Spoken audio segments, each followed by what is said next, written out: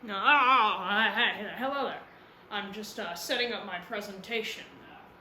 As you can see, I'm going to be talking about the Roswell UFO crash, which the truth of which the government doesn't want you to know.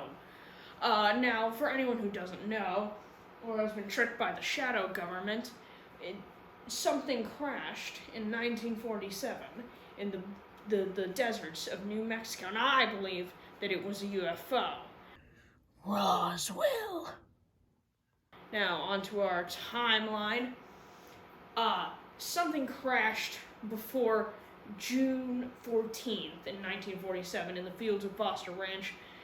And then on July 4th, a rancher named Mac Brazel went to pick up some of the debris. Afterwards, Brazel contacts the Roswell Army Base around July 7th, and Major Jesse Marcel is sent to assess the crashing materials.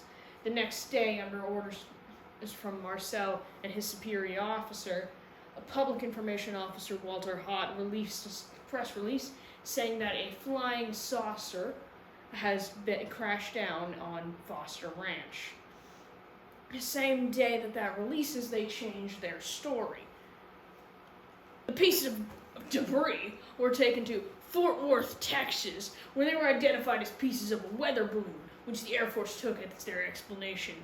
This photo was taken of the debris, which they say was a weather balloon. Now, on July 9th, the rancher agreed with the statement, and the incident was forgotten. Balloons? But then, in 1978, Jesse Marcel, the Air Force major who visited the crash site, was interviewed and stated he was barred from speaking, and that the crash was not, I repeat, not a weather balloon. Soon various books and shows sprang up with the idea that an alien craft had crashed on Foster Ranch. There have also been theories that put into circulation about the bodies, the alien bodies, that had been discovered at the crash site and taken into government storage. Bodies.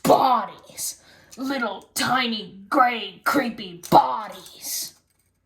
Finally, between the years 1994 and 1997, the Air Force responded to this flood of theories with the Roswell reports. In it, they claimed that the crash was a cover-up, but not of space aliens. Instead, it was Project Mughal, a project to create sensor balloons that uncovered Soviet nuclear tests. The report also explained away the finding of alien bodies as a time compression with events from the 50s, when dummies were dropped and recovered to test parachutes. Still, doubts linger. Doubts! Harry Truman was the president in 1947. The third letter in Truman is U. The first letter of UFO, which is a 3-letter acronym, is U. Coincidence? Now let's see what the believers of the shadow government have to say.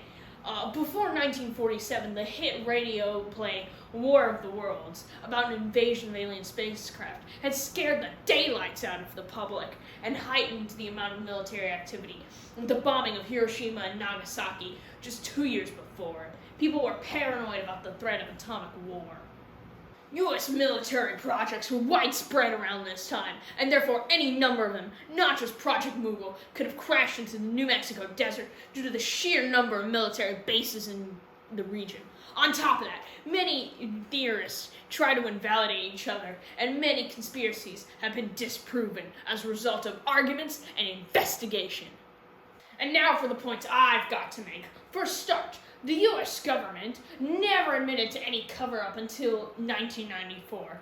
There are also supposedly over 100 witnesses to extremely similar events, and have pointed out inconsistencies in government records and statements. Finally, why would Jesse Marcel, a high-ranking officer in the U.S. military, claim a UFO occurred before any of the widespread publicity? How could anyone have mistaken what was supposedly aluminum and sticks for alien spacecraft? Does this look like an alien spaceship? Call me crazy, but I'm not buying it.